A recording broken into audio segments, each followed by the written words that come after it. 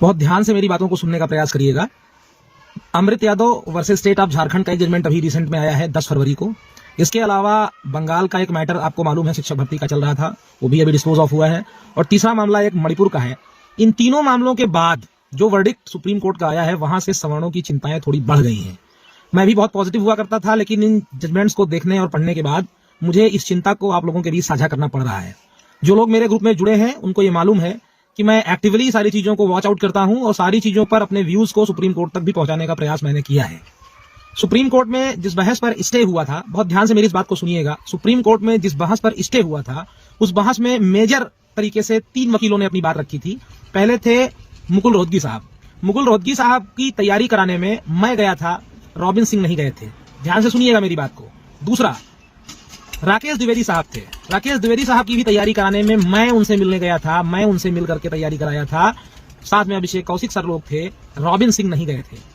तीसरा, गोपाल शंकर नारायण साहब की भी ब्रीफिंग में मैं गया था, मैं अवेलेबल था, रॉबिन भाई अवेलेबल नहीं थे।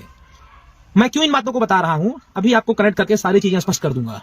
एक और बात ध्यान से सुनिए, जिस एसएलपी को तैयार कराया गया, जिसमें आप सभी लोग पिटिशनर हैं, जिन एसएलपीज की कॉपीज पर आप सभी लोग पिटिशनर हैं, उस एसएलपी को 10 घंटे बैठ करके फरीदी साहब के साथ मैंने तैयार करवाया है। रॉबिन सिंह वहां भी उपस्थित नहीं थे। मैं ये नहीं कह रहा हूं कि रॉबिन भाई का कोई कंट्रीब्यूशन नहीं है, उनका कंट्रीब्यूशन है, लेकिन मैंने अपने आप को आपसे परिचित कराने के लिए केवल ये परिचय दिया कि जो स्टे हुआ उसमें मेरी भूमिका आप स्वयं तय कर लीजिए, थी या नहीं थी।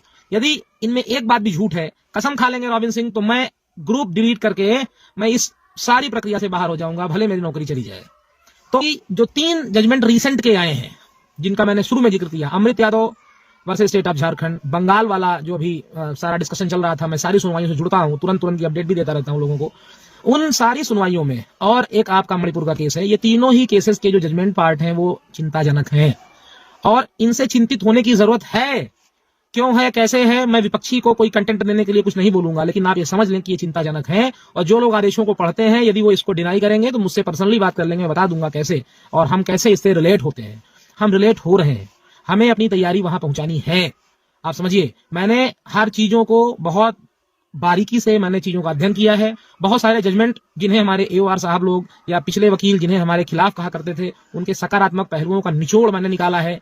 मैंने एक ऐसा भी कंटेंट निकाला है, ये कोई हवाबाजी नहीं है। जो लोग मुझसे जुड़ते हैं, जो लोग मुझसे परिचित हैं, मुझे जानते हैं, मैंने एक ऐसा भी कंटेंट निकाला है जहां पर यदि हम सारे एस्पेक्ट को हार जाते हैं, टीटी, एटीआरई और डिस्ट्रिक्ट अलोकेशन, इन सारे पहलुओं को भी अगर हम हार जाते हैं, फिर भी एक ऐसा पहलू है जो हमारी नौकरी को सुरक्षित कर ले जाएगा। एक बात सब लोग समझ लीजिए, सिर्फ इस ग्राउंड पर कि आप 4 साल 4.5 साल से नौकरी में हैं, आपकी नौकरी नहीं जाएगी, इस ग्राउंड को भूल जाइए। ये ग्राउंड कोई लॉ नहीं है, ये ग्राउंड इक्विटी है। सुप्रीम कोर्ट चाहे तो दया दे, चाहे तो नहीं दे, ये कोई आधार नहीं होता। दूसरा, आप ओवरएज हो गए, आप किसी सर्विस में थे, ये सारे ग्राउंड्स भी उसी मैकेनिज्म के अंतर्गत आते हैं। लॉ की चीजों में कौन सी चीजें आपको बेनिफिट कर सकती हैं, उन चीजों का डिस्कशन मैंने बहुत बार अपने साथियों से किया है। ये वीडियो सफिशिएंट नहीं रहेगा उसके बारे में बात करने के लिए, क्योंकि वो एक बड़ा बृहद विषय है।